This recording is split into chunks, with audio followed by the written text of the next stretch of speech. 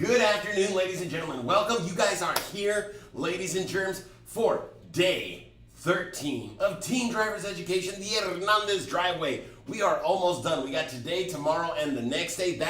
This Friday will be the final live stream for the current class of Teen Drivers Education, folks. Y'all are this close to finished. On Friday, we will be getting posted that final assignment along with the assignment for day 15, so you can get that finished up by this Saturday. Be ready to rock and roll. For those of you that have already paid for the course in full, awesome. Please do be sure to get that DPS taken care of if you haven't, so you can get that certificate as soon as possible, get that permit as soon as possible. For those of you that are still waiting to make final payment on the account, as soon as you guys, or you ladies and gentlemen, do finish paying off that course, the $295, that's when we'll be getting y'all the certificate. So if you are going to make final payment and you can do so in person, that works out nicely, because then you can just be handed the envelope and get that certificate. That way you can, get everything together and go get that permit from the DPS. Now, Taryn, did we ever post the video, how to get your permit? Or did that one we post it? I'll post it. Thank you, sir. All right, we got an awesome little video that's a little bit late for those of you that have already gotten your packets. But for those of you that are going to be making final payments sometime this week, or making arrangements to make payments over the next couple of weeks, just if you need to, give us a call, let us know you need a little bit more time. And then remember, 7 lessons over 6 months. Once you do get that permit, that is your responsibility. But today we are covering quite a bit of information. So now we're just going to go ahead and jump right into city, country, and expressway driving, the Hernandez Driveway. All right, because today is really a fantastic day, because we're also going to be talking about sharing the roadway today. And there's just so much helpful, useful information that is going to give you that little bit of wisdom, that little bit of knowledge that you can start drawing on once you do get behind the roads. All right, so adjusting to urban traffic. And it's that there are two main problems with city driving. All right, number one, okay, you have to deal with the number of hazards because every car is a hazard. You know, there's construction people, there's people stepping out into traffic, trying to cross the street in the middle of an intersection, in the middle of the block, things like that. And then how close those hazards are, because we're surrounded. You know, this right here, this image is called gridlock. That is bumper to bumper traffic. That is about as bad as it gets. Let me adjust this screen just a little bit, see if we can get you better. And then slide that up. There we go.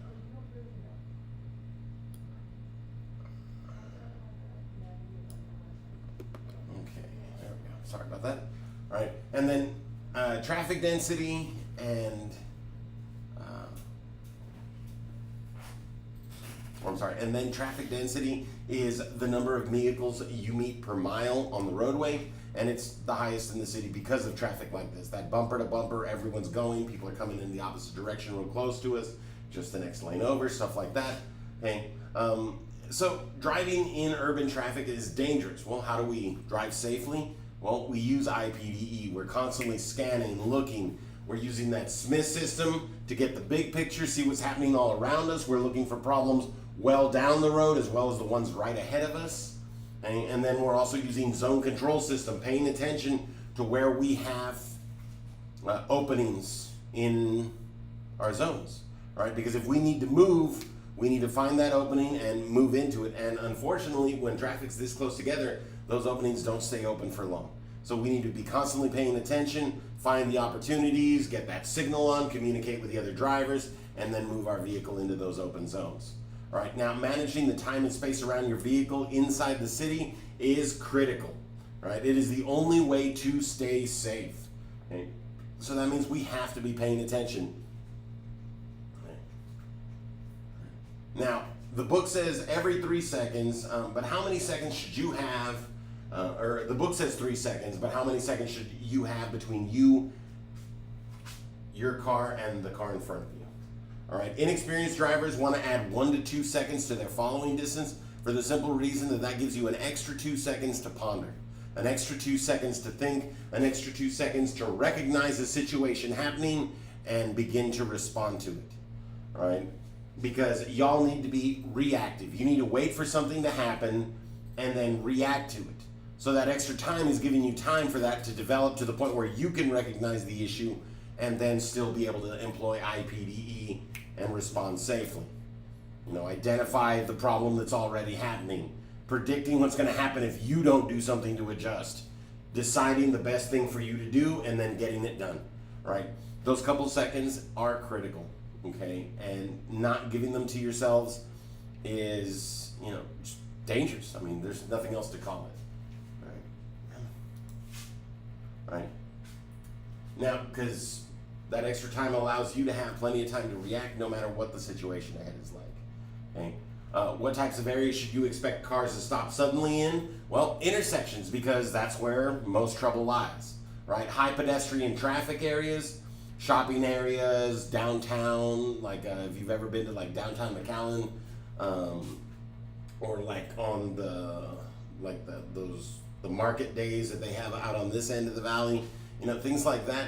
You're going to have a lot of people jumping out into the roadway just constantly, so we need to be careful. All right, lanes next to parked vehicles, because any area where there's a parked vehicle, there's a vehicle that could be rejoining the roadway, and people aren't always checking. So you need to be prepared to stop. You need to be prepared to respond.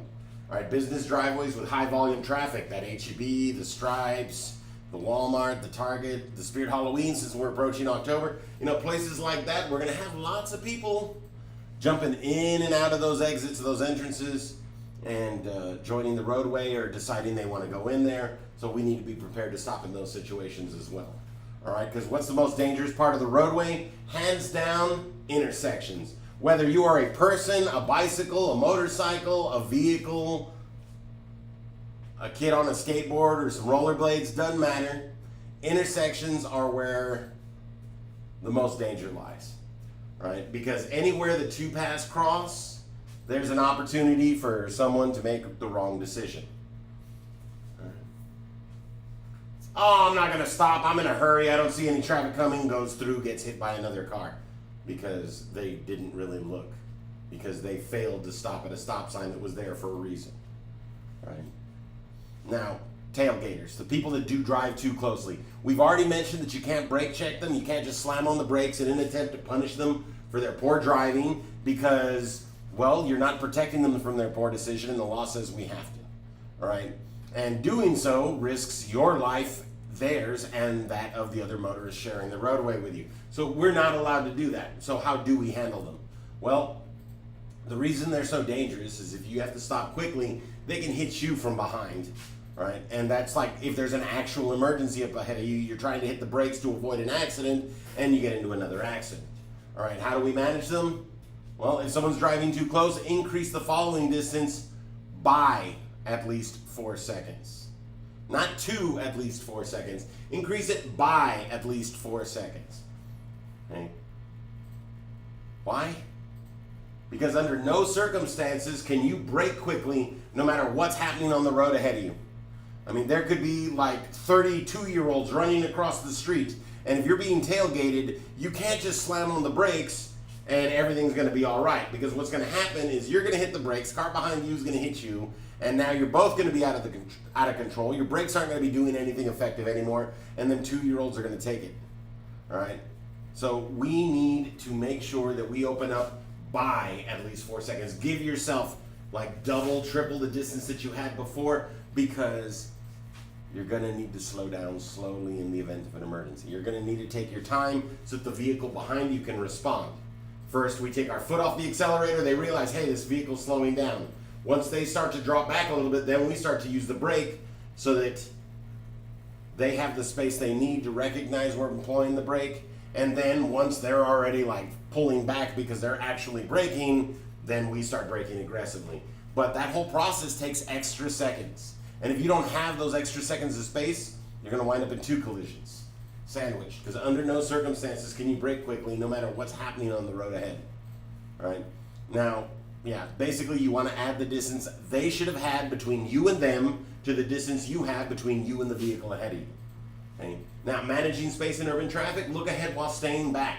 When larger vehicles are in your front zone, staying back further is going to allow you to see past the vehicle. But if you're this close to a box truck or an 18-wheeler, all you're going to see is the box truck or 18-wheeler. Hey, I think it's starting to move. Did the light go green? I don't know, because I can't see. All right? And you're also in the blind spot of those vehicles. So maybe they are having an emergency and they're not going to move their vehicle. Well, now they don't even know you're stuck behind them because you're too close. So always stay back with those larger vehicles. All right? It's going to make it easier to see around them, and just because they're willing to run a red light, and maybe they'd even get away with it, do you want to be just following them and hoping the traffic's going to work out for you? Well, that's the only thing you can do if they decide to run a red light and you're following a box truck or an 18-wheeler too closely. Okay, because you can only lead by example, or you follow by example, right? Right. Now, as you're approaching traffic signals, if the light is red, why are you accelerating? If you're approaching a traffic signal, just take your foot off the accelerator and cover the brake. All right. Covering the brake will cut your reaction time and help avoid collision in the event that someone pulls out ahead of you or someone cuts you off, something like that. If you anticipate that that might happen, just taking your foot off the accelerator is going to slow you down, put some more space between you and the other drivers, and your foot's right there. It'll cut your reaction time in half. And that's pretty good, because at higher speeds, you could be talking as much as 40 feet faster you start to stop. And 40 feet's a big difference. School bus? Big difference. Right. Now, adjusting speed. Remember, the speed limit is just that, the limit. It doesn't mean that you should be or have to be going that fast. Okay, if it's really windy and you're going up on the overpasses and every time you do, you feel your car shifting, well, if you're going a little bit slower, you won't have as strong of a reaction. The wind will not be able to push your vehicle as hard because you've got better traction, better grip, and your vehicle's moving more solidly. Right? So slowing down will help in those situations. If there's bad weather, slow it down. Heck, if you know that one of your tires, like you're on your way to go replace one of your tires because you saw today that it had a ball on the tire, that like swollen spot where the tire's going to pop very soon, okay? Or distended spot in the rubber. If you need to drive slow, drive slow. If someone's honking behind you because they want you to speed up, you should be taking a route that's appropriate for the speed you want to be going. So don't get on the expressway if you don't want to go above 45. Now, if you're on a 30 and you're going 25 and someone's honking at you, well, you're entitled to do that. You are not obstructing traffic. So remember, you don't have to go the speed limit. If there's something preventing you from doing so, don't. Right? And then selecting the best lane. The best lane to be in is the one you should be in. If you're turning right, be in the right lane. If you're turning left, be in the left lane. Right? If you're in a multi-lane situation, I'm going to keep talking, folks. If you're in a multi-lane situation and you know that 5 blocks down the road you're going to be turning to the left, then get in the leftmost lane as soon as you can. Don't wait until you're 4 blocks down the road to start moving over. Because the only reason that you should be waiting is because there's no opening in traffic. All right? Being in the proper lane a mile or 2 miles ahead of time isn't a bad thing. If you see that a lane is closing, immediately get out of that lane. Don't wait for it to close. Do things ahead of time. Be prepared, and that helps traffic flow smoothly. That's what makes you a good part of the HTS, is predicting, thinking that way. Right? Now, characteristics of rural traffic. Roadways, the materials are going to vary greatly. Okay? And maintenance doesn't always or ever occur on some of these roads. Right? Like I mentioned the other day, sometimes those roads are just not something you can drive on in bad weather. But we don't know that because that's like local knowledge. But the thing is that that's still a road, and that's still a road that gets used. Okay? So we need to be prepared for these sort of situations, and we also need to be prepared to be like, yeah, my car's not going to make it on that. I need to find another route. Hey, Google, let's do some recalculating. Right? Now, your speed, most highways on the country have a speed limit of 55. And out in the country where there's like no, like farms, ranches, not a lot of houses, no kids, no businesses, stuff like that, that's where you will get up to those 70 miles an hour. Okay? In those flyover portions of the state, those areas where it's just property, okay? Oil fields, stuff like that. There you'll get up to the 70 miles an hour, but most of the time it's going to be 55. And we're not allowed to drive that speed unless we've seen a sign that specifically tells us that it's that speed. And can you go by Google? Well, Google does tell you what the speed limit in that area is supposed to be, but it's not always correct. I was riding with a friend, and his car had this awesome autopilot for the speed setting that the car would basically go the speed limit in whatever the zone was. So as he was approaching a slowdown, the vehicle would start to slow down. And then we hit this area that I know is 70, and his car got up to 75. And I'm like, hey, why is your car speeding? And he like looks at the dashboard and he's like, oh, well, Google says it's 75 right here. But the speed limit was still 70. And that was here close by, not too far off. So those things will be wrong. Okay? You can get a ticket out in the middle of frickin' nowhere for driving too fast. So make sure that you're staying within the speed limit. If you haven't seen a posted speed limit, assume it's at 45 until you see something that says different or sufficient traffic to show you that it's different. But remember, lots of people speed, so just because they're going that speed doesn't necessarily mean you won't be speeding that in that area too. Now, passing and being passed. All right, first and foremost, decide if it's worth it. Okay, this person is driving 3 miles an hour under the speed limit. Do I have to pass them? Well, if my ego is the size of the building that I'm in, then absolutely, those 3 miles an hour are precious to me. That means that I will arrive at my destination 40 seconds later. Or if you're not, obsessively, compulsively, like, gotta be the first, the fastest, just ahead. If you don't have that problem, well, then 3 miles an hour would not be worth it. All right? decide, is it legal, is it safe? Well, legal is easy. Is there a sign that says no passing? No, then it's probably good there. Is there a solid line on our side of the roadway? Oh, there is. There's a solid line on our side of the roadway, then it's not legal there. It's also not safe if there's a solid line on our side of the roadway. Okay. If you see on this sign right here, we're asking if it's legal or if it's safe, and we can see that the road is curving off to the right. And that's actually one of the situations where it's not safe, because when the road is curving to the right, you will have to put the vehicle you are attempting to pass between you and the road you need to be watching. Therefore, that is not safe.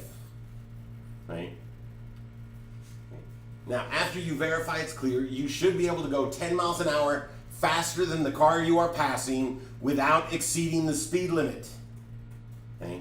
So that means passing should only be done if they're going a minimum of 10 miles an hour under the speed limit and the conditions are good enough to be going the speed limit. So it's drizzling, they're going 45 and a 50, can't be passing. They're going 40 and a 50, it's drizzling, you really shouldn't be passing because we needed to slow it down. They're going 35 and a 50, maybe you there, yes, you do have a reason to be passing people, even if it is a little bit drizzly, right? Now, you should be able to see both headlights of the car passed clearly in your rear view mirror before returning to your original lane. So that means you need to be able to see down the road for 15 or 20 seconds and see that there is no traffic coming before attempting to pass a maneuver, or a passing maneuver. Okay?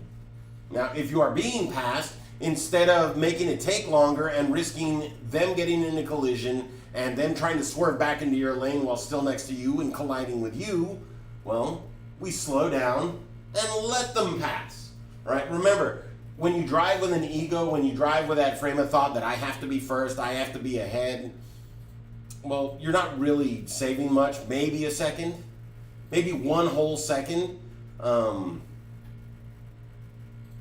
you're putting yourself at risk. Because if you make them take 45 seconds to finish passing you, that means there were 45 seconds that if a car had been coming from the other direction, they may have just tried to swerve directly back into your lane to not hit the car head on. Because I'd rather a side swipe at 45 than a head on at 45. I mean, that's just me. Okay? That's because I know how to stay safe. And still, I'd rather have that side on collision than that head on collision. All right, folks? So when someone does start to pass you, just slow down, let them get past. Right? Doesn't cost you but 3 or 4 seconds on the roadway. And a lot of times, like yesterday, I had some chucklehead 3 blocks before the traffic signal got into the turning lane, crossed through 2 intersections before getting to the actual lane that was supposed to for the turning lane. And I had to almost stop in the travel lane to let him through, because if I'd have moved over when I was supposed to, like way over there close to the light, he was going to rear end me because this guy was going like 20 flying down that road. That is not a driving lane. You do not approach an intersection like that. Because when you do, you're crossing through other intersections. And there's the potential for risk because you're basically not following any rules and driving down a lane that's specifically for turning. Okay? So when you're being passed, if you hold them there, if you keep them there and you don't let them get past you, well, if they have a collision, they're very likely to hit you. So slow down, be courteous, be polite, let them pass. That person had to be the first one there. So they were the first one there. I spent the next 7 blocks right next to or right behind that person by the time we got to the traffic signal. Because they were the first one to the red light, and then here comes Steve. A couple times I was actually ahead of them, and the guy just started speeding at that point. Because he did everything he could to get ahead of me, because it was like I was some marker, and if he didn't get there ahead of me, he was going to be late. I don't know what was going on with this person, but they didn't pull ahead. So be courteous, be polite, don't worry about being like that. All right, now executing a pass. Move from your following distance position, which should be around 4 seconds, okay, as novice drivers at least, to 2 seconds behind the vehicle you intend to pass. All right, now at low speeds, this is a relatively short distance. But at high speeds, this distance gets bigger and can make the passing maneuver take much longer. All right, we'd like to think that when you're driving faster, you pass people faster, but no. When you're driving slower, that's when you pass people faster, because A, the difference between your speed and theirs is static. 10 miles an hour is going to be 15 feet per second. regardless of your speed. But the following distance, those 2 seconds, when you're going 70, that's 100 feet. That's 200 feet. 205 feet to be, or 210 feet to be precise. All right. So that means when you go those 10 miles an hour, you have to travel for 15 seconds just to go those 210. That's catching up to them. Another 15 to get about that far ahead of them so you can get back into your original lane.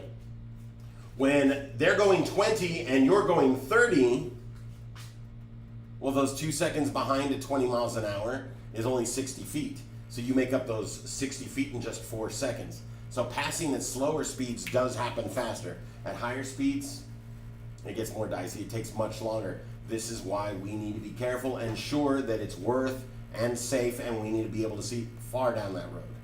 All right? So once you've moved to your following position, which is 2 seconds behind the vehicle you intend to pass, signal left to prepare for your lane change and check the blind spot. Change lanes smoothly and accelerate to at least 10 miles an hour faster than the vehicle you are passing without exceeding the speed limit.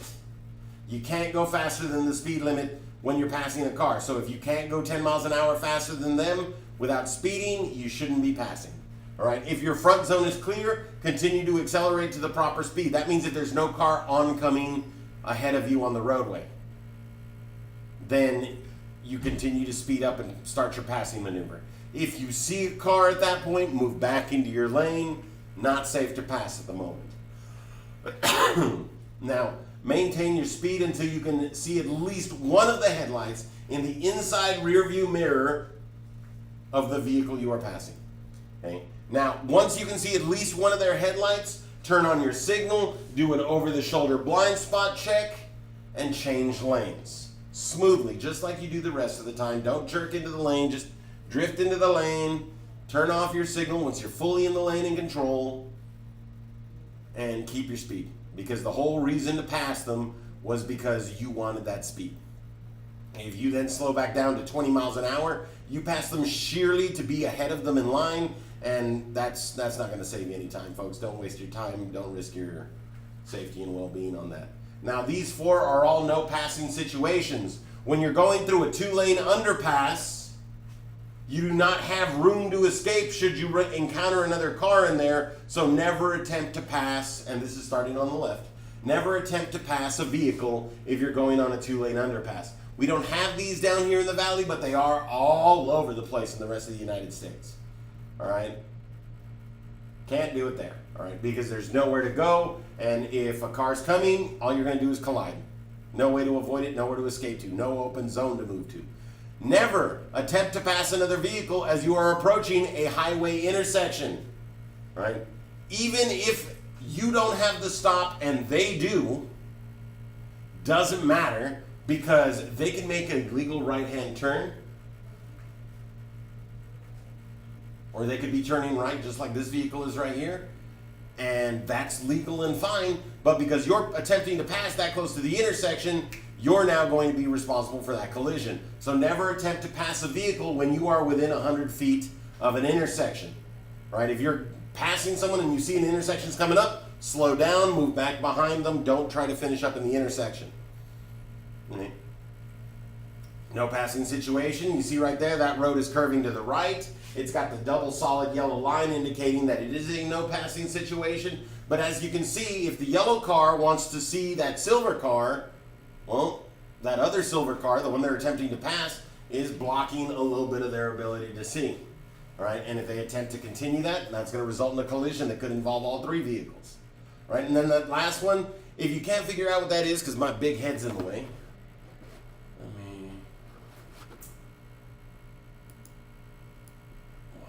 no, wrong one.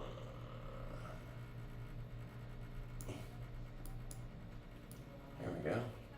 Bam, that is a hilltop right there, right? And never attempt to pass another vehicle as you are going up a hill, all right? If you cannot see 10 to 15 seconds up that hill, then you shouldn't be attempting to pass anyone there, all right? Wait until you have reached the crest of the hill and can see the oncoming traffic from the other direction before attempting to pass. But all of these have the line markings, right? In that first image, there is a solid line on our side. In that second image, there is a solid line on our side. On that third image, there is a solid line on both sides. On that fourth image, there is a solid line on our side. All of those indicate solid line on our side, no passing situation.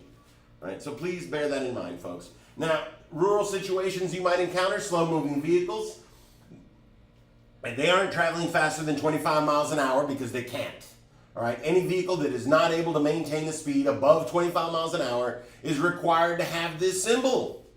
It's like, oh my goodness, they want you to know ahead of time that, hey, this vehicle is super slow. No amount of honking will get them to speed up. All right, and once again, Steve's big head is in the way here. Let's turn me off for a minute while we go over these. There we go. All right. So, since they're not moving faster than 25, if you are, slow down. All right, the signs are reflected so you can see them at night and from a long distance off. And here's a little pro tip from Steve, because I've been driving on these roadways for a really long time, and I have encountered this wonderful phenomenon. I call it the I'm not a jerk phenomenon. Now, I pull up behind these vehicles, and I realize they're slow-moving vehicles, so I continue to drive slow. And when I continue to drive slow, as soon as they are able to, they will get out of my way, wave me through, and give me an opportunity to get past them safely. Okay? As soon as they're able to do so. Okay? So if you're not a jerk, they'll move out of your way. But check this out. I've also been like the third car behind a slow-moving vehicle, and the first and second car are both doing the same thing. Beep, beep, beep, beep, beep, beep, beep, beep, beep, beep. There's no rule that says he has to get out of your way. There's no law that says he must give you the right of way, because they don't have to. They have to stay off roads where they're forbidden, but they don't have to give you the right of way and let you pass.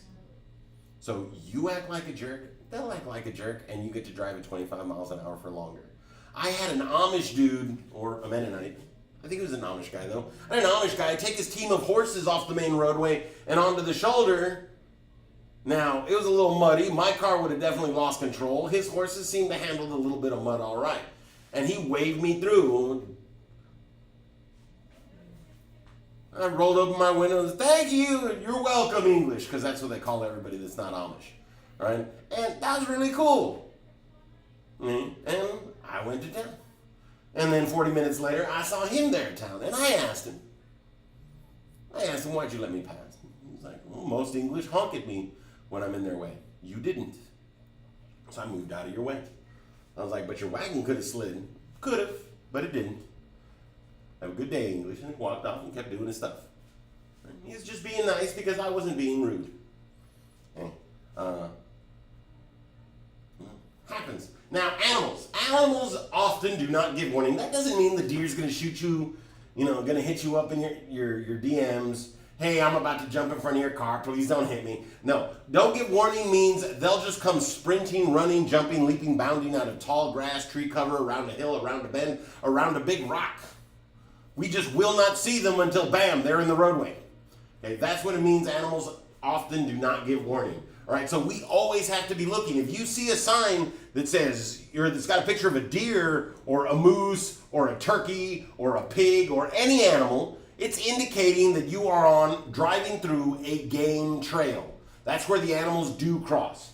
Now, there's one real sweet lady. She sent a letter to the city council in New Mexico a few years ago, and it was kind of funny, and it got posted in their local newspaper. She was requesting that the deer crossing be moved 2 miles down the road because there was much less traffic there, not understanding that this is where the animals naturally cross, not that they look for the sign and cross there, right? But they do study and determine where the animals cross through, and before that area, they put that sign warning you of the animal crossing. So we gotta be looking when we see those signs. And there are places where you'll have that in conjunction with winding roads, which makes it really tough to see, so the only thing we can do to really stay safe is just slow the heck down.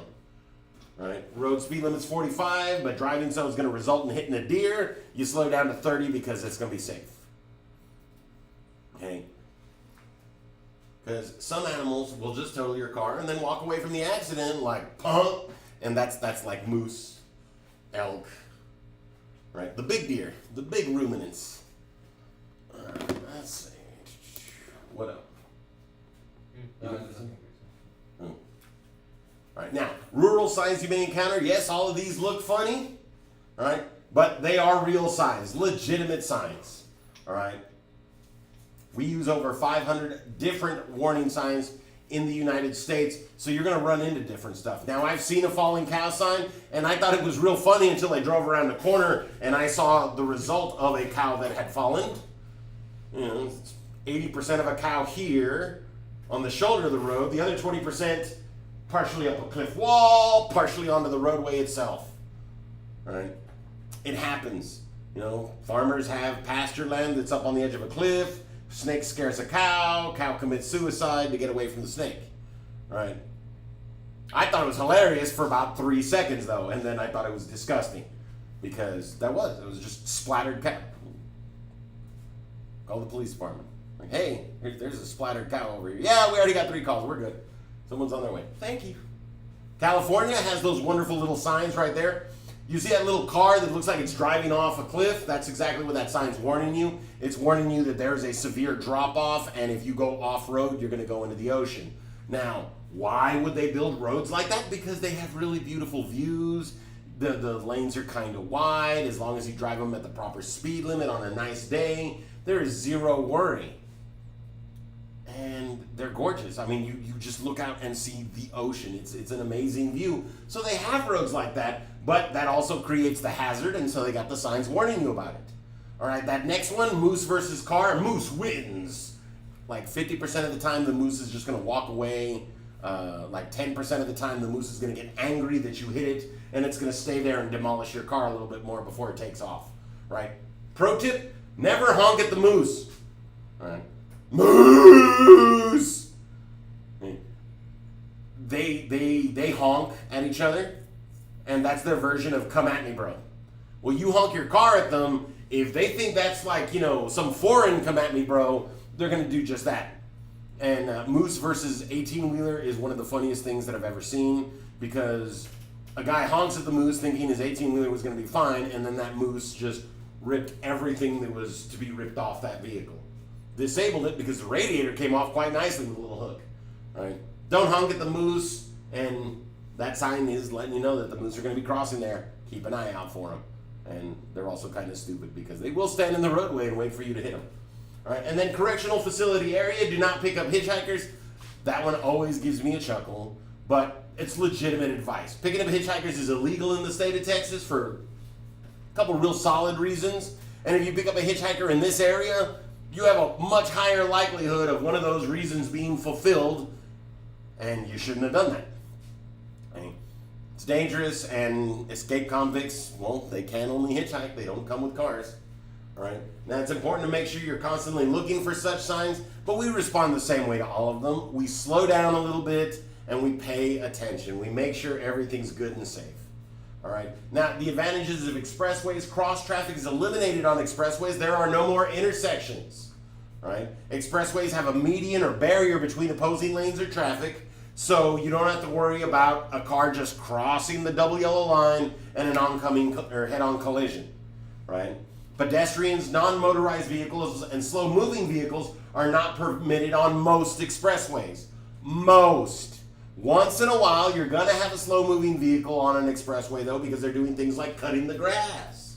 Okay?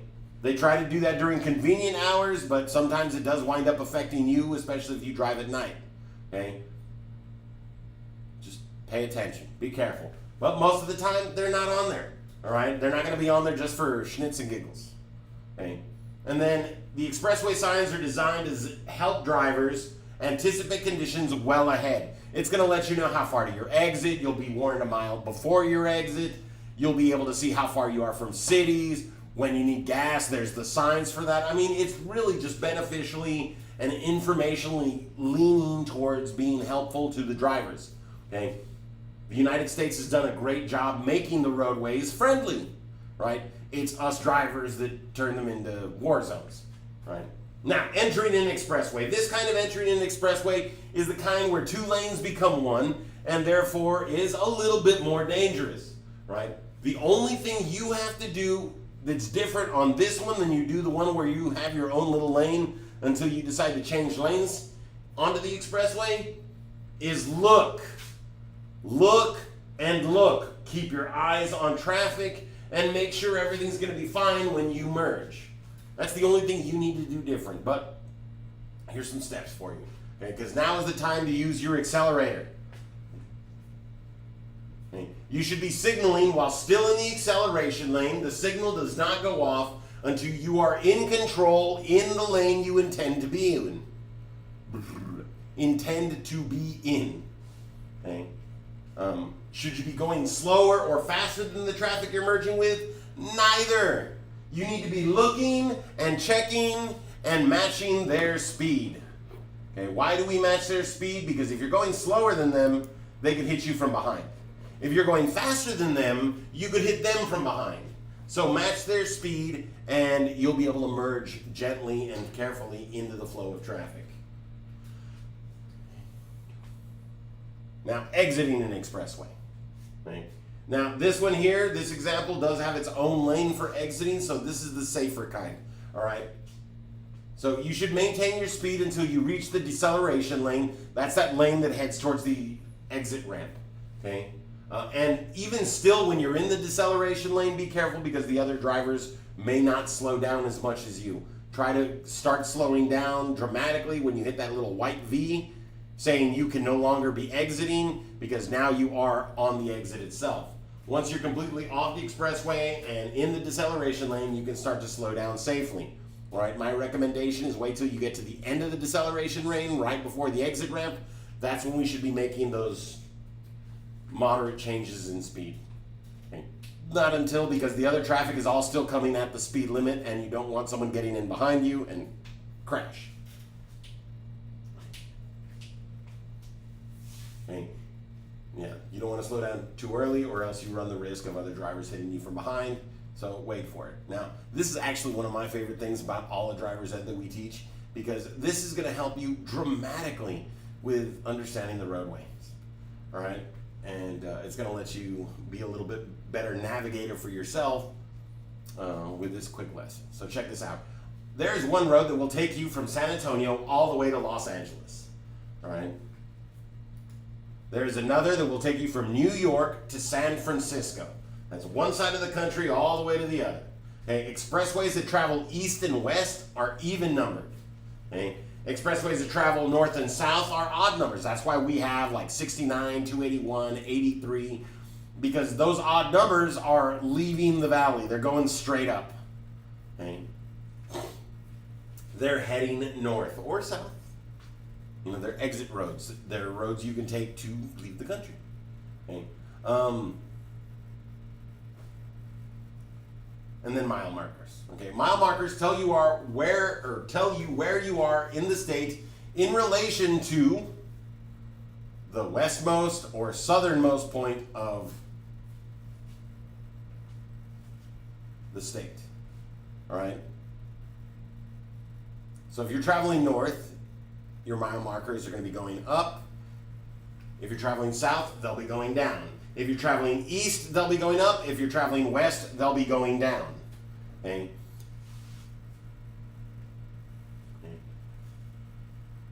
Now, exit numbers correspond to mile markers. The exit numbers come before the mile marker as the numbers are going up.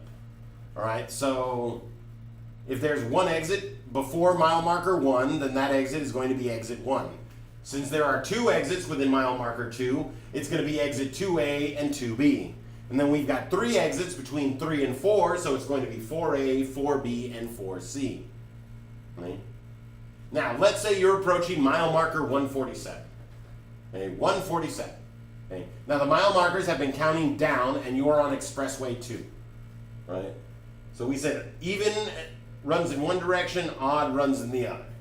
All right? So what direction are we traveling? Well, numbers are counting down, and the expressway number is 2. So we know we're on a road traveling north and south, and that we are heading south because the numbers are going down. Right? I'm sorry, we know we're going, excuse me, odd numbers are north and south. We know we're going west towards the origin because it's an even number. Brain fart. Sorry about that. Now, you're trying to get to exit number 122, and the mile markers are going down. Okay, so how far away from your exit are you? Well, that's simple math. Right? It's 25 miles. Why? Because your mile marker, 147, minus the exit number you're trying to get to, 122, is telling you you are 25 miles from your exit. Remember, odd number like 83 and 281, north and south, even number, east and west. All right, going up, or numbers going up, you're traveling north or east. Numbers going down, you're traveling south or west. Okay? Now that means in 25 miles, though, you will be reaching your exit. Okay? And the fantastic thing is you did all of that without a phone, a GPS, an electronic device, and you also didn't have to take your eyes off the road for 1 single second to figure it out. So as long as you know where you're going, the road's going to help you out. The road's going to tell you, even if it's not specifically giving you a sign for your exit, you're still going to be able to figure it out just that fast. And you're going to know, hey, we're good for the next 20-some miles. Right here in about 20 miles, let me go ahead and get into the proper lane. And then those last few miles, you approach. Now, don't get excited. Remember, we're doing 2 PowerPoints today. Now, posted speed limit signs. As a matter of fact, let's jump to the second set with the answers. Come on, Mouse. Why are you so not responsive today? This is my weird grip. All right, so posted speed limit signs indicate maximum speeds under ideal conditions. Okay, only when everything is perfect can we go the full speed limit. The rest of the time, we slow it down. All right. Number 2, which of the following provides information and warnings about the driving situation ahead? Posted speed limit signs actually tell you about the condition ahead, the situation ahead. How? Well, it's very simple. If you're driving and the speed limit is 45 miles an hour and it goes up to 55, you know that ahead you are going to be moving away from the city and you're going to be encountering less houses, businesses, individuals. Now, if you're driving and the speed limit is at 45 and it's about to slow down to 30, it's telling you, hey, you're approaching a city. You're approaching an urban district. There's going to be more houses, more businesses. You need to slow down. That's how posted speed limit signs tell us about the driving situation ahead. So if you're looking for a town and you see that the speed limit's going down, you're coming up on one. Right? Now, freeway interchange does not have entrance ramps and acceleration lanes because freeways, highways, roads with intersections don't have those. Okay? Now, when passing a vehicle on a 2-lane highway, it is safe to pull back into your lane when you can see both headlights of that vehicle in your inside rear view mirror and there's nothing in your blind spot. Okay? Now, you may cross a double yellow line to pass another vehicle if the line on your side of the double yellow line is broken.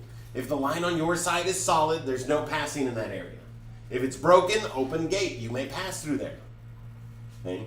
Now, solid yellow lines on a roadway indicate, like we just said, no passing situations. You do not cross solid yellow lines on the roadway because then you're going into oncoming traffic. That's a no-no. Okay?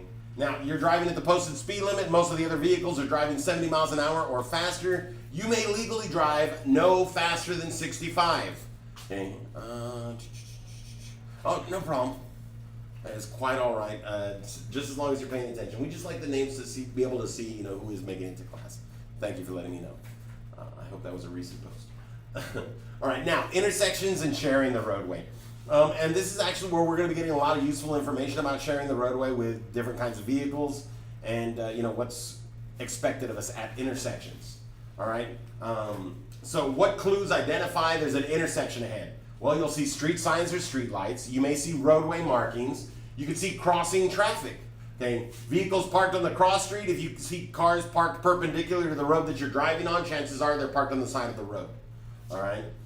Turning traffic. If you see a vehicle turn, chances are they're turning onto a road, not just going, you know what, forget this, and taking off-road fury. All right. Turning traffic, rows of fences, and mailboxes. The fences are going to end right before the intersections, and mailboxes are quite frequently placed near corners, all right, so that the postman can stop and then make their little turns. All right. Traffic stopping, of course, is going to let you know that there may be an intersection ahead, but power lines is another good one because power lines cross the expressway, cross the highways near intersections. Why? Because this is giving them a larger work area to be able to maintenance those junctions. And in the event that they're doing that, there's still room for traffic to get around them without the roadway being completely blocked. If they try to do that in the middle of the lane, that could cause other problems. So they always do that at intersections. Okay? Now, as you're approaching intersections, what zones are you focused on? Your left front, and your right front. What are we looking for? We're looking for line of sight restrictions, which can be plants, buildings, vehicles. You know, it could be a giant inflatable bouncy house for some little kid's birthday. Okay. Now, crossing traffic. All right. Step one, look. This is when you're going straight, right? Step one, look. Okay. And that's when you're still far away. We're looking. We're checking for the traffic. We're checking to see what traffic conditions are like. Step two, we look again. We prepare to stop. Step three, we check to the right, because the second lane that we cross is going to be, the traffic's going to be coming from the right. And then we continue through once we're sure there's no traffic coming from the left. Okay. Now, making a right turn, we only really need to check in one direction before the right turn because we're only crossing one lane of traffic. All right, so check your front zones for pedestrians and your rear zone before the stop. Okay. You want to make sure that if there are pedestrians, you know, you wait for them to finish using the crosswalk before you advance into the crosswalk to make your right-hand turn. And always get that full stop 1, 2, 3 seconds behind the stop sign, behind the thick white line, and then move the vehicle forward to position and check again for traffic. And then you check to the left while you're turning because that's the direction traffic that could hit you will be coming from. All right, and then once you've made your turn, begin to accelerate smoothly, continue on. All right, making a left turn is a little more complicated because we cross every lane of traffic and we're in jeopardy from vehicles coming from any direction. So first, check your front zones. Okay, continue evaluating. Once you've made the stop and determined everything's safe, we keep looking as we continue our turn because cars come out of nowhere sometimes. All right, accelerate through the turn. Now that doesn't mean when you're in position 3, you hit the gas. No, you actually want to be a little bit more, like position 3 is kind of like this. You want to be more like this, where your final position is going to be like this before you start accelerating. Because this is okay, you're not going to lose control. But if you're trying to do this, that may cause a loss of control. So wait until your vehicle is pointed mostly in the direction you want to go before hitting that accelerator, not that halfway point like number 3 is. All right, number 4, continue on. Smoothly accelerate, get up to speed, make sure you're not going to get hit from behind. Remember, when you complete a turn, don't take forever to get up to speed, but also don't gun it. It's not a race. You want to make sure you maintain traction. Okay? Now, a stale green light is any light that has been green for a long time and is soon going to turn yellow. Okay, how do we prepare? Well, if you don't know how much longer you have left on the green light, take your foot off the accelerator.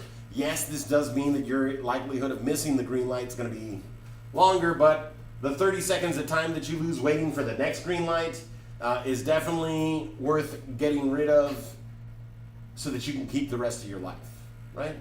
The rest of my life is definitely worth a 30-second wait, right? But we slow down. Take your foot off the accelerator as you approach the intersection. Use the pedestrian signals you see while approaching the intersection to let you know if you're going to make it through. Okay? A little walking dude means the light's going to stay green, right? When the hand starts blinking, the countdown to yellow begins.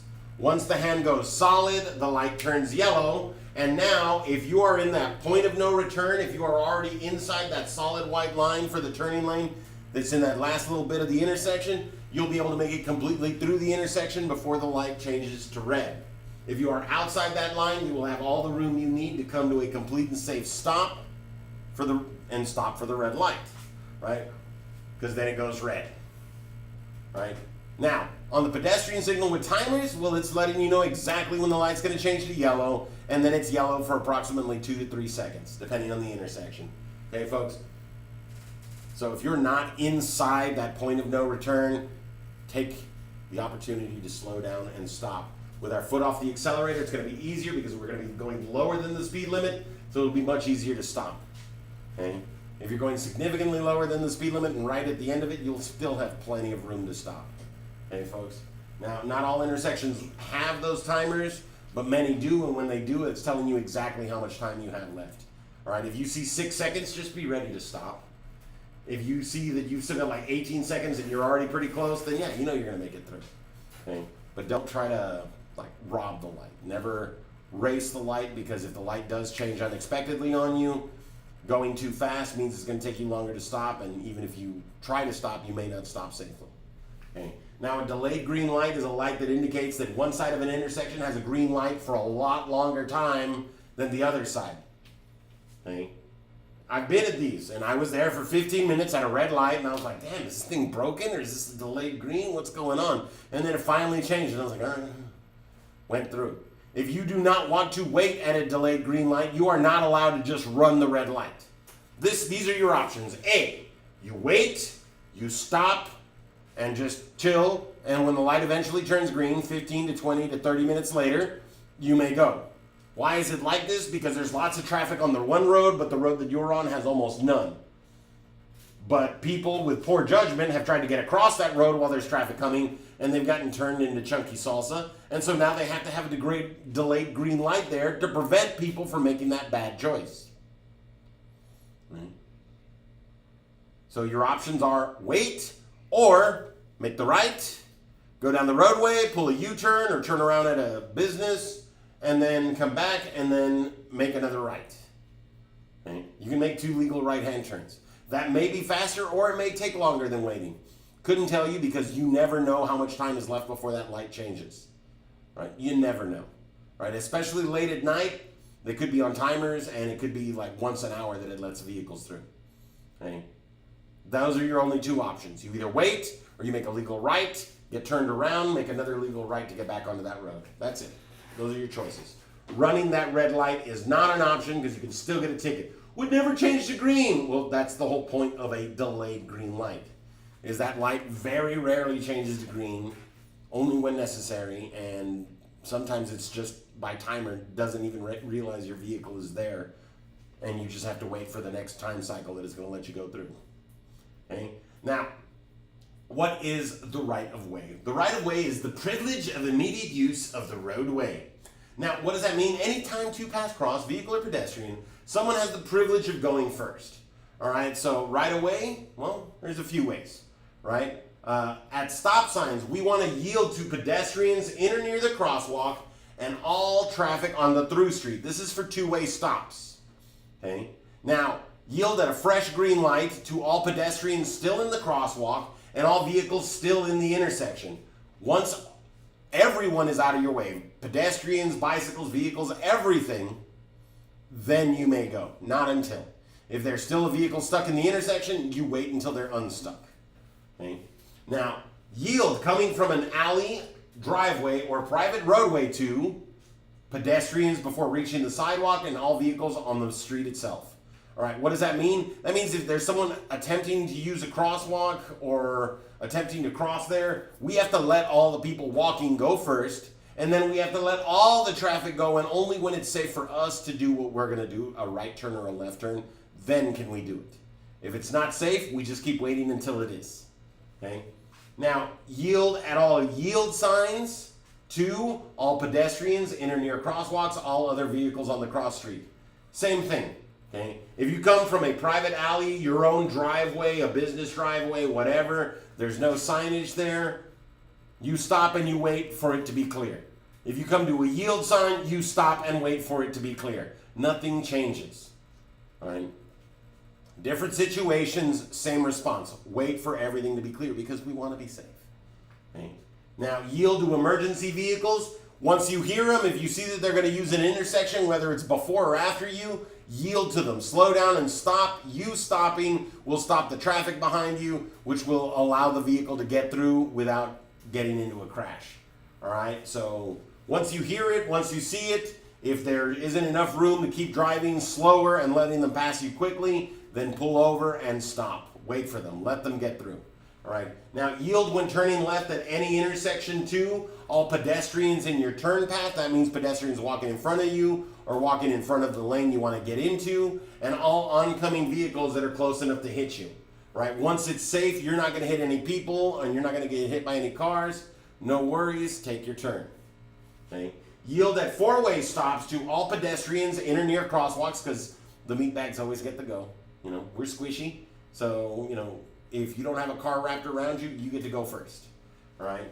Now, vehicles that arrive first are given the right of way, and then a vehicle to the right if you arrive at the same time. Okay?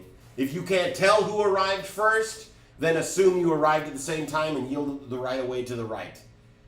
Okay? If you tell them, hey, go, it's your go, and they're like, no, you go, remember, don't play the game, don't play who's the nicest person in the world. Just once you give it to them, they give it back, take it. Okay? Now, sharing the roadway. Wait, did I get the last one? Oh, and then yield at uncontrolled intersections to pedestrians in or near crosswalks, any vehicle that has entered the intersection ahead of you, or a vehicle from the right if you both arrive at the same time. All right, an uncontrolled intersection, remember, those are those ones in those new subdivisions where they're building new roads and stuff like that. Sometimes they don't have the signs up yet. So make sure you yield to all cars already using the intersection, all people using the crosswalks, and then you treat it like a four-way stop. Right? First come, first go, or yield to the right. Okay? Now, sharing the roadway with motorcycles. This is an awesome little video. I'm going to pop myself out of the corner so you can see the whole thing. This does a really good job of giving you lots of tips to stay safe. The only thing I do want to add is that brake checking a car is dangerous, crazy, and can result in the death of people in both vehicles. If not more. Brake checking a motorcycle is basically just trying to kill a motorcyclist, so really never, ever, ever, ever, ever do that to one of them. Someone did it to me. I got very lucky, but my motorcycle was turned into paperweights. Hundreds and hundreds of paperweights. So, yeah, folks, be courteous with motorcycles. Here we go. Sharing the roadway. You gonna play, buddy, or are you just gonna stay there looking pretty?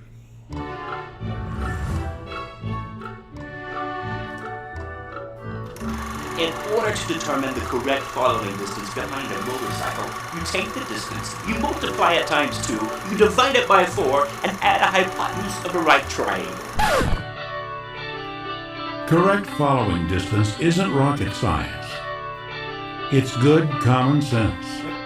The most important thing to remember is that you are sharing the road with motorcyclists. They have the same roadway privileges that you have. Following distances are different for motorcycles. In most cases, a motorcycle can stop in a shorter distance than your car. You are learning that 3 to 4 seconds between you and the car in front of you is satisfactory. For a motorcycle, you should try to leave 5 or 6 seconds. A motorcycle doesn't take up an entire lane. As a driver, you must allow a rider all the space in that lane. Don't crowd a motorcycle. The rider may have to swerve to avoid an object in the road. And don't cut into a motorcycle's lane when you pass it. Give a motorcycle as much space as a car. You don't need a ruler or protractor. Just give a motorcyclist the space he or she needs to safely share the road with you.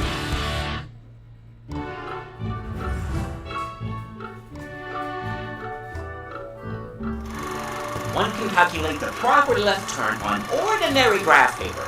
Each square on this sheet equals 1 foot. First, draw out the intersection, making sure all your measurements are exactly right. Graph paper and measurements? You don't need that.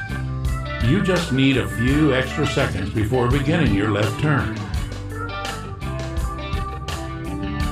When a driver enters a left turn lane, there is often approaching traffic. A normal reaction is to locate a gap in the approaching traffic. When the gap arrives, the turn begins. The problem? There was a motorcycle in that gap, hidden by oncoming traffic. Don't anticipate a turn. Take an extra second or two to check for a motorcycle behind approaching traffic. It's easy to do. No pencil or graph paper required. Just wait an extra second and look before turning left. While you're at it, take an extra second and look again before turning left or right. It's easy to miss a motorcycle in traffic, and a motorcycle's speed of approach can be deceiving. Look and look again.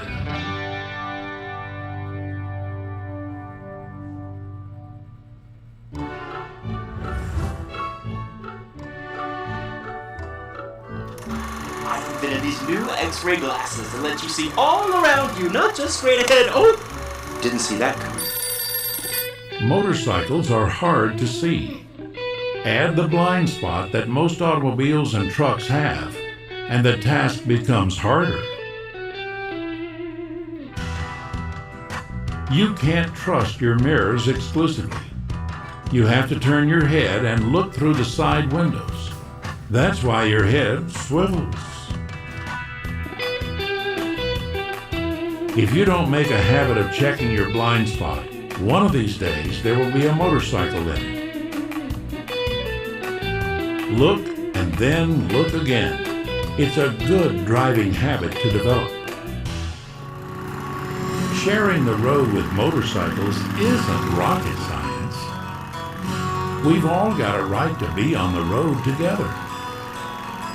We just have to watch out for each other. Don't follow motorcycles too closely.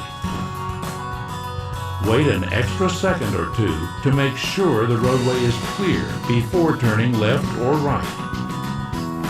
And check your vehicle's blind spots by looking out the side windows. You'll be a better driver, and you'll be sharing the road safely with motorcycles.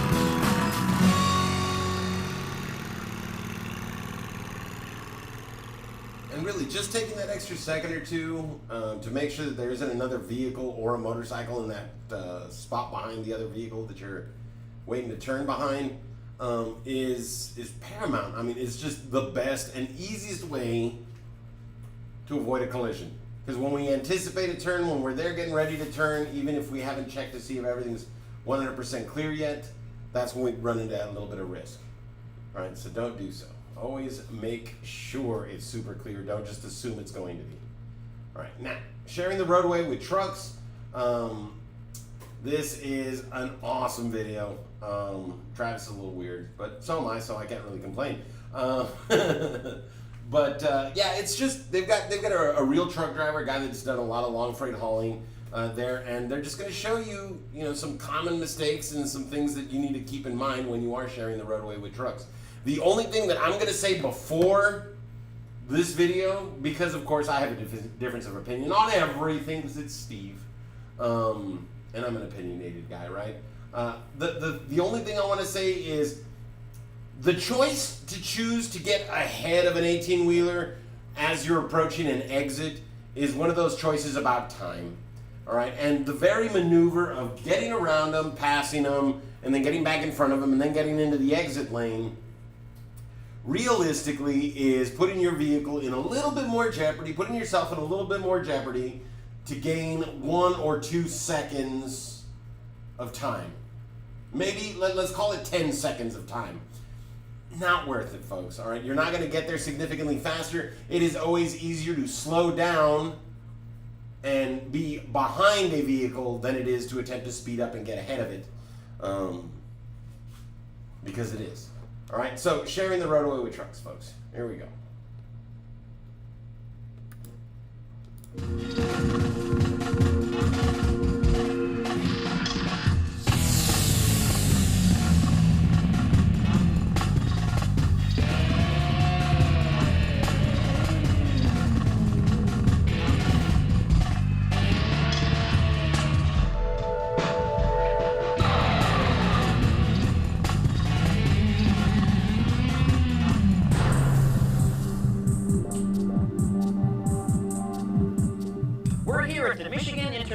Speedway.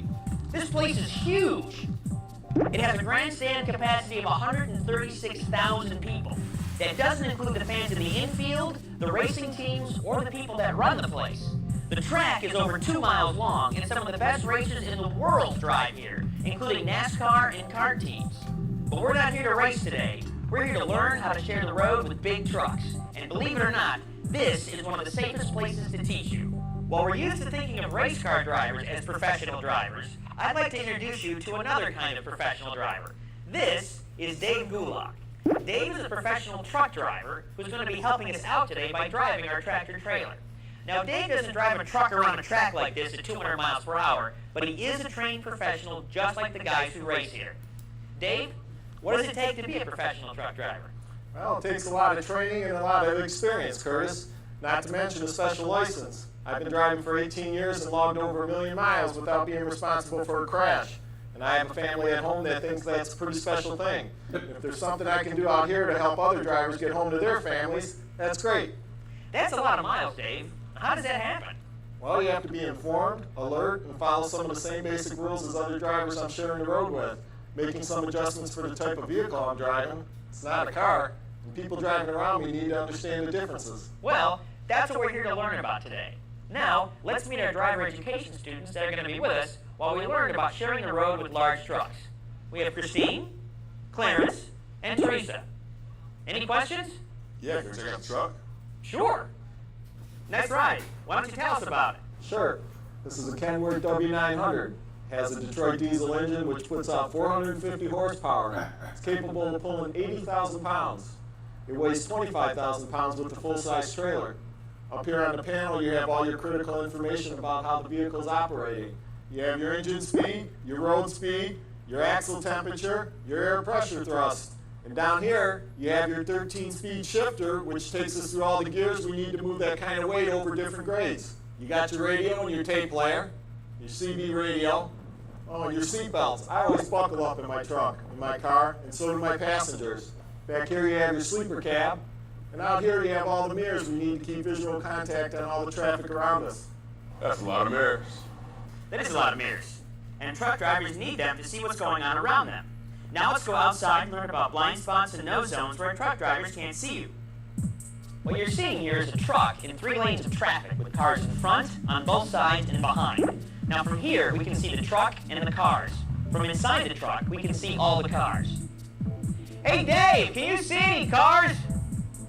I can see 4 cars. Let's move the cars until Dave can't see them either with his mirrors or in a direct sight line. We'll stop the cars when they first become invisible. Okay, Dave, can you see any cars now? I don't see any cars. These cars are in blind spots or no zones. You don't want to stay there when driving around a truck. You want to pass through them quickly. If a truck driver can't see you, bad things can happen. For example, if you're in the blind spot on the driver's side of a truck and he has to make a lane change to let in merging traffic and he can't see you, you could easily get hit. Blind spots and no zones are in front of trucks, on both sides, and behind. They're different for different trucks, but they all have them because of their size. A good rule to remember is that if you can't see a truck's mirrors, the driver can't see you. Blind spots are areas where truck drivers are unable to see your vehicle. Stay out of these no zones whenever possible and move through them quickly when necessary. If you are unable to see the driver in his mirrors, he's unable to see you. We're standing here at the entrance to pit row. One of the most dangerous things in racing is getting on and off the track to make pit stops for fuel and tire changes. That's because merging and exiting with traffic around can be difficult. It's really not any different than getting on and off our freeways. You have to deal with tight spaces and changing rates of speed. And just like in racing, the other vehicles may not be able to change what they're doing. Dave, what are some concerns that truckers have when dealing with cars entering and exiting the freeways? Well, when getting onto the freeway, you got to pick your spot and go. You don't want to get caught next to me at the last second because there may be vehicles on the other side that you can't see and I might not be able to move over. When leaving the freeway, you don't want to pull too closely in front of me and don't slow down abruptly in front of me. Big trucks can't slow down as easily as cars. Exactly. Let's go out on the track and see what good merging and exiting looks like. From up here in the truck, we can see our merging traffic coming pretty clearly. Our student driver has picked a spot in front of the truck and has matched the flow for a smooth entrance just ahead of us. Now we're in the car behind our truck and we're going to see how to make a proper exit around the truck. Passing the truck, we make sure we travel quickly through the blind spots. When we're safely ahead where the driver can see us, and we can see his headlights and the truck's front tires in the rearview mirror, we use our turn signal and enter the lane ahead of him. And here's the important thing. We maintain our speed until we enter the exit lane. Don't slow down when you're in the lane with the truck. Or just stay behind them. When merging into moving traffic, pick your spot and go. Move with the flow of the traffic as closely as possible. When exiting, wait to enter the deceleration lane before slowing down. Always pass trucks on the left. Always signal your intention as early as possible. If you're within a mile of your exit, don't try to pass. Pull in behind the truck and wait until you can safely turn into the exit lane and decelerate. Never try to race a truck to an exit. Unless you have more than a mile. Dave, earlier you mentioned that trucks can't slow down as fast as cars. How big a difference is there? Massive. There's quite a bit. It can pose some real problems if we're not given the proper space. Trucks have to deal with basic physics like everything else. For instance, inertia. Objects in motion tend to stay in motion. How long it's going to take a truck to stop is basically going to rely on two things: how fast it's going and how much weight it's carrying. The more weight, the more time needed to slow down that momentum. A truck hauling steel will stop a lot slower than a truck hauling eggs. How about a little experiment to show the difference between trucks and cars? Sure. Dave has got our truck coming around the track at 55 miles per hour. When he reaches the pylons where Clarence is standing, he's going to brake as hard as he can while still maintaining safe control of the vehicle. Earlier, we had Christine do the same thing with her car, and we left it where we can compare stopping distances. Here comes the truck now. Now this truck is empty, weighs 25,000 pounds, so it's 1/3 the distance. Wow, it's a good thing we didn't leave Christine's car in the same lane. Our truck went 40 feet beyond where the car stopped, and the trailer was empty. This represents a best case scenario for stopping a truck. So how much distance do you need in front of a truck in order to stop safely? Well, that depends. The important thing is to stay alert and be aware of the trucks around you. Always leave yourself an out, and remember, the trucks are looking out too. This chart shows stopping distances for cars at 30, 40, and 55 miles per hour. It includes perception and decision time, reaction time, and actual braking time. For trucks, you can safely add 20 to 30%. I'm standing in the middle of an intersection. But don't worry, it's an intersection we made here at MIS to show you some of the problems we encounter with trucks off the freeway. The first item I'd like to bring your attention to is this big white line. It's here for a reason. You need to stop behind it. If you stop in front of it, trucks and other large vehicles won't be able to complete their turns without hitting you. For example, Teresa is in the left lane waiting for the imaginary light. She's past the white line. We're going to mark where the front of her car is and move her car back behind the white line. Dave is going to make a left-hand turn in the truck. Let's see what happens.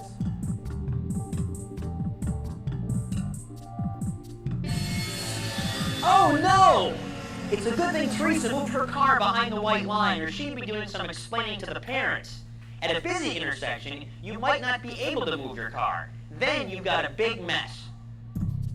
If you are the first vehicle to arrive at an intersection with a traffic signal or stop sign, make sure to stop behind the white stopping line. Trucks need space in front of the line to safely complete turns. There's another situation at an intersection that we'd like to call your attention to. Have you ever seen a truck parked like this? You know what? He did it on purpose. And here comes Clarence pulling right up behind him. There's room on the right, and he's going to try and pull up alongside him, but we're not going to let him. You know why? Because this truck is trying to make a right-hand turn. Clarence should have known that from the flashing turn indicator and the position of the truck. The important thing is that Clarence stays behind the truck. Let's put some cones up where Clarence wanted to go. Okay, Dave, go ahead and make that right-hand turn. Trucks sometimes need part of the left lane to make wide enough right-hand turns. Otherwise, they may hit the curb or objects close to it. Make sure that object isn't your car. Those cones sure are taking a beating today. Trucks make wide right turns. When approaching an intersection, check for turn signals. If a truck is indicating a right turn, stay behind it. Don't try to squeeze by on the right.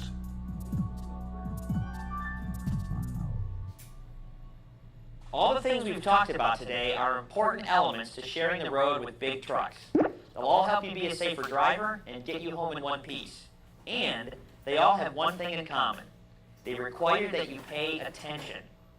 More people under the age of 25 die in car crashes than from any other cause. You're getting ready to do something dangerous. You need to pay attention. Don't let friends or the radio station or a mobile phone take your focus away from what you're doing. Driving. Stay focused. Now let's review some of the things we talked about today. Remember that trucks need more space to turn than cars. Always remember to stop behind the white lines at intersections to leave room for them. Trucks have blind spots just like cars, only bigger. Travel through them quickly and never stay in them for prolonged periods. Trucks make wide right-hand turns. Check for turn signals when you see trucks at intersections and leave them space. When merging into moving traffic, pick your spot and go, matching the flow of other vehicles. When exiting, wait to enter the deceleration lane before slowing down. If you're within a mile of your exit, don't try to pass. Pull in behind the truck and wait until you can safely turn into the exit lane and decelerate. Trucks need more time to stop and slow down than cars do. Never brake abruptly in front of a truck. Remember, these rules apply to all kinds of driving. And thanks for taking the time today to learn how to share the road with big trucks. Dave has driven over 1 million miles without a crash. If you keep these ideas in mind, maybe you can do that too. Be safe.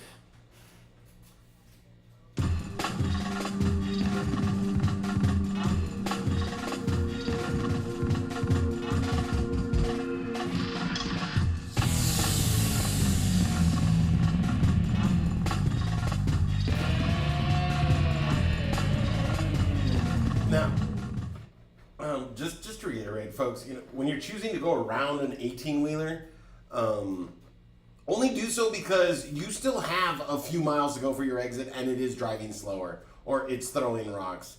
Don't just go around them because you want to exit ahead of them. Because remember, you're not really saving much, if any, time when you do that, but you are risking collision to yourself or collision with someone else. Just to make that maneuver, all right? Always be patient, always be courteous, always be not in the hurry that's more important than your life, okay? Because the second you're in a hurry that's more important than your life, you're putting your life at risk. Now, even these trucks and the trailers that they use have safety equipment to help minimize collision, and they do save lives when they're properly functioning. So we're gonna check out some videos here on a proper crash test, all right? Now, this is the test of the safety of the back of these 18-wheeler trailers. The first video, the car's gonna be hitting the trailer at 35 miles an hour, straight on, all right? As the videos progress, it's gonna go to like only half the car hits, and then only 30% of the car hits, okay? And we're gonna see how the vehicle responds to the crash, how the safety equipment stops the vehicle adequately before getting to the driver and keeps you safe. All right. When this equipment fails, though, and we'll see that at the end, it does lead to very different results. All right. So crash number one. Boom.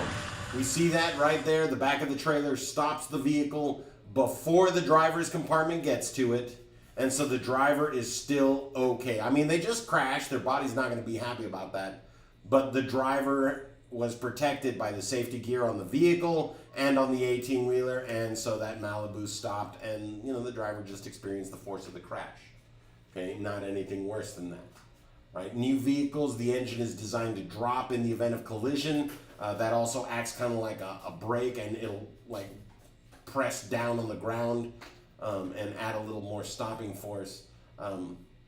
Instead of old engines that would slide into the driver compartment, and that would cause injury to people. All right, times change and safety stuff changes. So boom, this was awesome. That was perfect. It stopped the vehicle right where it needed to, and no additional risk to passengers. All right, so now let's take a look at this next one. 50%, we saw the vehicle turned a little bit because only half the vehicle impacted. All right. And we've got that little bit of spin, that's crush distance, that's reducing the amount of force that your body is taking. But once again, that bar held out, stopped the car perfectly, and just destroyed stuff, and then the car stopped before the trailer got to the engine compartment, or the vehicle compartment, passenger compartment, there we go. And there's that lovely view, we can see the frame right there, and the parts being broken off of it. That metal thing right in the center, that was the frame of the vehicle. That was the chassis that the vehicle was built off of. And that's what gives your vehicle strength. Once that's damaged, your car is totaled. All right? And then here's the 35 miles per hour, 30% overlap. This is the most devastating impact, but it's also got the most crush damage. So this is going to be the one where you're technically in most danger because you've got the least protecting you, but you're going to feel the less force if everything goes well. This would be the one where you would experience the least amount of physical trauma. Bam! And you see that nice big spin after the impact. That centrifugal force is going to reduce the amount of collision force that you feel because it's kind of spinning you off to the side. But again, the safety equipment worked. It stopped right before getting to the vehicle compartment, the passenger compartment, and the driver and any passengers would have been in relatively okay shape because this equipment is working properly, right? And there we go. Nice and violent. Boom. Just tears in. That airbag stops the driver, and the car spins. And here it is from the inside. Boom. Bag is up and inflated super fast. Even in slow motion, that was just like, boom. All right, and now we're going to see pass versus fail. All right, so there's that pass at 30 miles an hour. And now let's see what it looks like when it fails. And did not stop at the passenger compartment, and now it's made its way into the vehicle and caused more damage. All right, so let's take a look at that all by its lonesome. Bam! Now watch the head as we go into super slow motion. There's the pink head, front seat, front seat, front seat, front seat, front seat, front seat, back seat. Now, this is a crash test dummy made out of materials that aren't going to tear quite so easily. The human body, your head would have wound up in the back seat. Probably not still attached to you. And let's see the equipment fail right there. You see that bar bends, and that's what causes the whole vehicle to come under and basically the top of the driver to get sheared off. I had the odd conversation of describing this kind of accident to someone with a full under collision, and they were like, well, God would prefer you to die than anything else. And I was like, well, I would just throw my seat back and break the legs of the person behind me. And they were like, no, God would want you to go and leave the person behind you intact. This person was currently sitting behind me, so I saw their point of view. But see, that's the thing, folks, is that, when their safety equipment fails, it's not about, just our car getting more damage. It's about the kind of damage that occurs is the kind that does prove fatal for the driver, for passengers. Okay, so the best thing to do is just drive safe around them, and we don't have to worry about them jumping in front of us and us getting into a collision with them. And then, there we go. All right, so let's go ahead and jump to the ones with the answers and take a look. Now, most pedestrian collisions occur at the same place as vehicle collisions and bicycle collisions, at intersections, folks. Okay?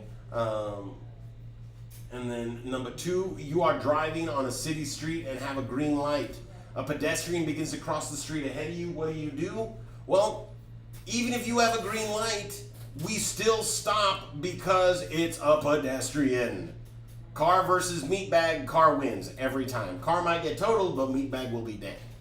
Okay, cars are replaceable, we are not. So even if someone just jumps out in the middle of the road ahead of you on the expressway and there's no reason for them to be walking on there, you brake. You slow down, you stop to let them through. Okay, and turn on your emergencies if it is on the express because other people are not going to know what's going on. Right? Now, mopeds are restricted from high-speed roadways because mopeds are slow-moving vehicles. They cannot go faster than 25 miles an hour. Those are those bicycles with the little motors on them, right?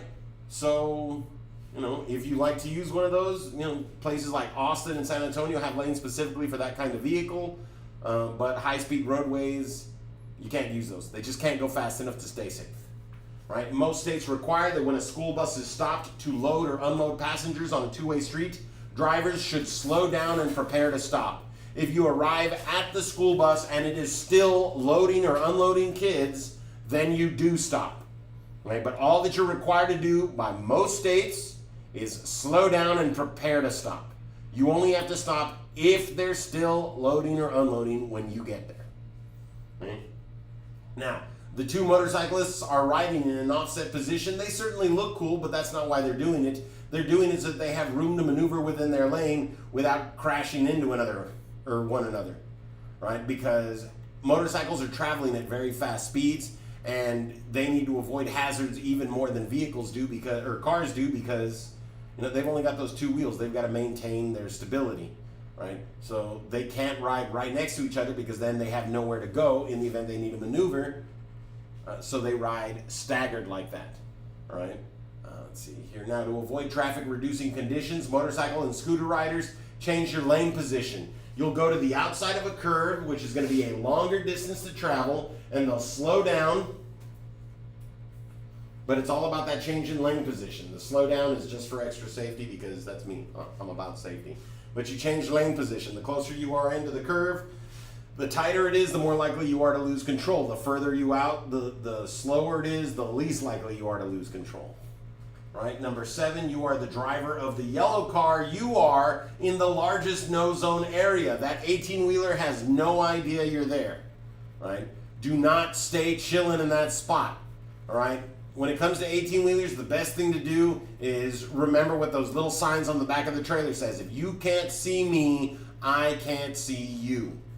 If you can't see my mirrors, I can't see you. Right? So if you can't see them in their mirror, they can't see you in their mirror.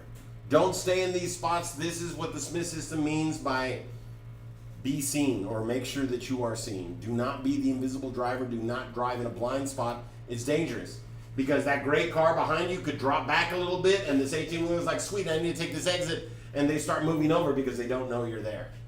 Okay? And when an emergency vehicle approaches with a siren, you should pull over to the right and stop until it passes. Now, if the road is wide enough for 2 or more lanes in each direction, you may slow down to 20 miles an hour under the speed limit and allow them to pass you. If the road is not wider than 2 lanes in each direction, you must pull over to the right and stop until it passes. Okay?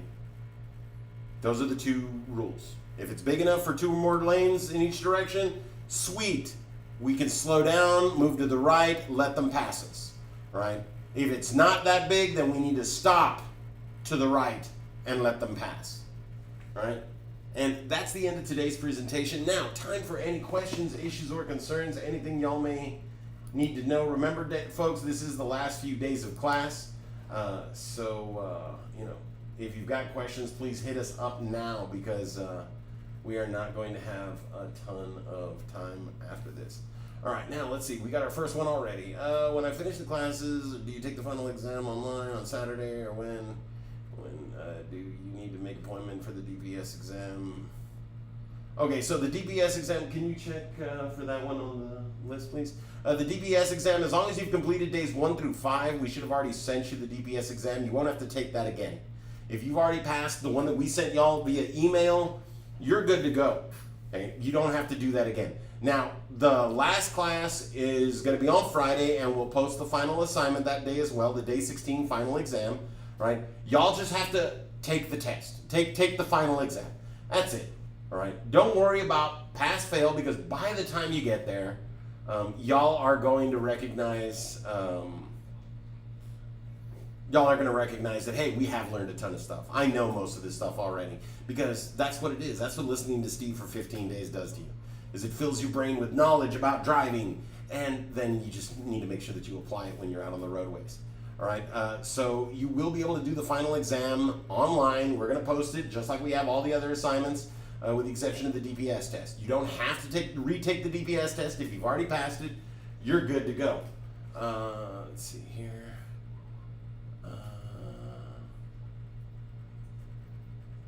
Yeah, so now the appointment with DPS is to submit your documentation, your certificate to get the permit, all right? But that's after you've already completed the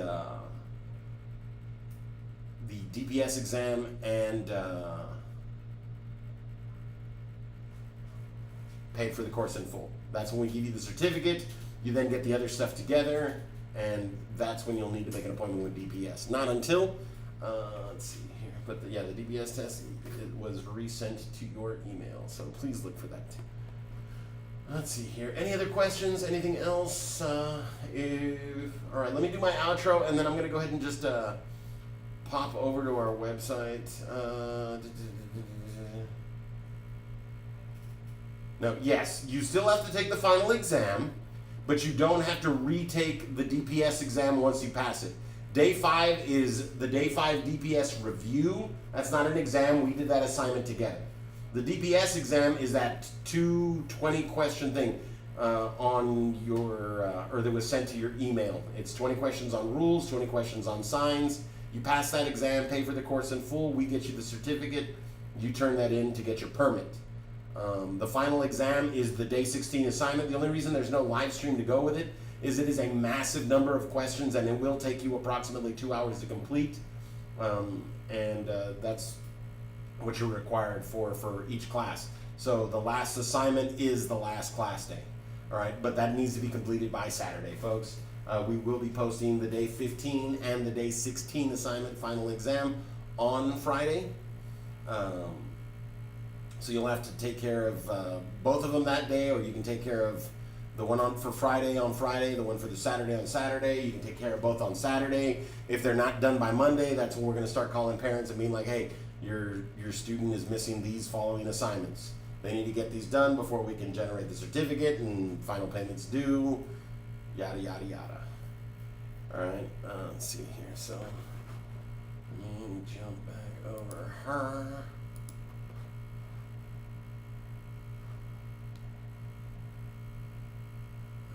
And then, let's see, presentation. So every day, make the world a better place, but first do no harm. Every day, make that choice, make that decision, make that change that is going to take you and make you one step closer to that person you want to be. Now, for that's class, folks. For those of you that would like to see one more time how it works, this is how we schedule those drives, folks. You're going to go to register for class DPS road test. You're going to click on it, and it's going to take a few seconds, but the page will reload. And then you're going to come down here, use the chart box for help with registration, or the chat box for help with registration. Right underneath that, there's 1, 2, 3, 4 little banners. The fourth one says Teen Lessons HDS Students. You will click that one, and then it will ask you Weslaco or FAR. If you live in Weslaco and we'll be doing your drives in Weslaco, request to book in Weslaco. If you live in FAR and we'll be doing your drives in FAR, request to book your drives in FAR. Right? And then you are going to go to the calendar. You are going to go to the first available day that's still in yellow other than today's date, and you're going to request drives that you can do on those days. I can't drive it all on Thursday. I've got this going on and I can't miss it. Okay, then we skip Thursday. We'll jump over to Friday, and then boom, we've got the same 2 slots, 6 with either Albert or Mario, and 7 with Albert. All right, so you can select those as 3 separate slots. You can request to drive at 6 with one of 2 instructors. That's 2 requests. You can request to drive at 7 for the third one. That's your third request. All right, now go to Saturday. Okay, well, Saturday I am able to drive. I'm available to drive at 8, 9, and 10. I can do those, so boom, boom, boom. I'll request those. I've now got 5. All right, go to the next day that's available. The next one's going to be the 3rd. Take a look. Okay, 2 more. Let's see. This one's got the 2 again. So there's another 3. I can get up to 8. And then, oh, look, now there's more slots there. There's still the 2 on that one. So I can get 12 in just, or request 12 different drive slots. Now, you're only going to be approved for 1, but you can request all the ones that you could make it to. And then when you get approved for that 1, you clear your schedule for that 1 drive. And that's all you got to do is once a month, get 1 drive in, and then on that 6th month, right before that 6-month date on your DPS, or on your driver's license on the back, it'll have that little 6-month date. Right before then, we want to get that lesson 7 in. So you call us up, let us know, hey, I've gotten all my other 6 drives done, I haven't had any no-call, no-shows, and I need to get drive 7 scheduled as close to my 6-month date as possible. Can we do that? And then you let us know when you're available. and we will try to work with you because you've done everything else awesome. We'll get that last one in, and then you can drive. You can test for your driver's license on that day. Okay? You will need a new VOE. You will need to watch that impact video beforehand, but that's it. All right. And Drive 7, we're going to prepare you for the drive. If you choose to drive with us, we charge $60 for one attempt, $80 for 3 attempts. Most people that pay for the one get a little bit nervous, and they do fine most of the time. Once in a while, we do have someone fail. If you pay for the 3, a lot of people do pass it on the first one because the pressure's off. But if you don't, you then get 2 more chances to pass the exam. And it's a basic skills test, folks. All right? As long as you are dedicated to driving the right way, you make your right turns the way you need to, you signal the way you need to, you get that observation going the way we tell you it needs to be. Every intersection you're looking before you get to it to make sure that no one else is making a mistake. You're doing everything right, and passing the exam is cake. All right?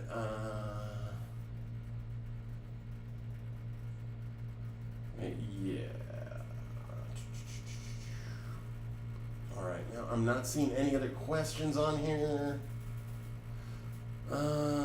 Okay, and then, yeah, some of y'all will be receiving emails reminding you of the balance due because the last day is this Saturday. That is the due date when you make that appointment and you passed. Okay, well, once you've done the assignments, passed the exam, we will notify you once your certificate is ready after the payment has been made in full. If you come in and pay in person the rest of the course, you can request the certificate then. We'll get you your envelope ready. As long as everything's good with all your assignments, you get your certificate. Because you do have to have 1 through 5 done, the DPS passed, and pay in full to get the certificate. All right, you will not be allowed to schedule a drive until all the assignments are done. But you can go out and get your permit once you've got that certificate. Right, you get that stuff together, go out and get your permit, and then you can start scheduling your drives because the permit lets you drive, the envelope does not. All right, but yeah, when you make that appointment and pass, then after that you have to schedule 7 drives over the next 6 months. You get those 7 drives done, you get a new VOE right at the end of the 6 months, you watch that impact video, and then you take the driving test. And it's cake, folks. Can you go to the corner store without crashing? Can you make a right-hand turn, remember to signal, remember to look, do everything the right way? Can you do the same thing with a left? Can you do it consistently? Yes, then fantastic, you can pass. That's all it really takes. You just have to not break the law and drive the way you're expected to drive. And that's easy because we're going to tell you what's expected of you with every single lesson. When you make a mistake during a lesson, we're going to be like, all right, this is what we need you to do. This is what's going to make you a safe driver. And it's not that we're getting you ready for the exam, is we're getting you ready for driving for the rest of your life. All you have to do is drive the way we tell you to, and you'll be able to pass that test, and continue to drive that way, and you'll be a great driver. You'll be a safe driver. All right, let's see here. Awesomeness. But yeah, folks, that's what really, once the classroom portion is done, once you've gotten your permit, that's all that's left. Is you have to stay on top, you have to make those requests, you have to get that approval, and then you need to make it to that driving lesson. 1 a month, and then 2 on that last month, right before your 6-month date. That way we can get you your driver's license as soon as possible. All right? And you can do the 7 lessons with us, take your test at DPS, no additional cost to you if that's what you want. Only difference is there, you need to take your car, have the parent with you. Same thing that you're going to need to for when you go drop off the results. You'll need to have that proof of insurance, all that fun stuff before they let you go on the drive. And with us, it's just you show up, we've got the vehicle, we've got the certified examiner right there, and you just need to make sure that you bring the necessary stuff, the proof that you did the impact video, and you'll need your VOE for when you go to the DPS to go turn that in. But if you test with us, you test, you pass, you go submit everything in the sealed envelope we give you, and boom, you get your license. It's just like taking it over there, except it's taken with us, no cop sitting next to you. Some people that helps, some people it doesn't. All right, folks. Now, I'm not seeing any other questions, issues, or concerns popping up on here, so everybody, thank you so much for joining us. Today was day 13. Tomorrow, we're going to be talking about handling emergencies and adverse conditions. All right, it's going to be a nice laid-back class. Going to learn some interesting stuff. You know, how to escape a sinking car, things like that. So kind of cool. And then for our final day, we'll be talking about insurance and buying a car. And then, you know, on Friday at the end of class, Steve always gives Steve sage advice. If you're interested in listening, you're more than welcome to. But at that point, class will be done. But, you know, I just let my hair down and I teach y'all or talk to y'all about some lessons that I've learned in life, that the sooner you learn them, the better your life is. All right? But thank you so much for joining us, everybody. You all have a fantastic evening. Work on that observation. Remember, folks, it's got to be great because you're going to start driving soon, because this is it. Today was day 13 of Teen Driver Education, the Hernandez Driveway. We're almost done, folks. 2 more class sessions, 3 more assignments, and you're going to be good to go, everybody. All right, so thank you so much for joining us. Y'all have a lovely evening. We'll see y'all tomorrow, same bat time, same bat channel, for day 14 of Teen Driver Education, the Hernandez Driveway. Have a fantastic evening, everybody. Bye, folks.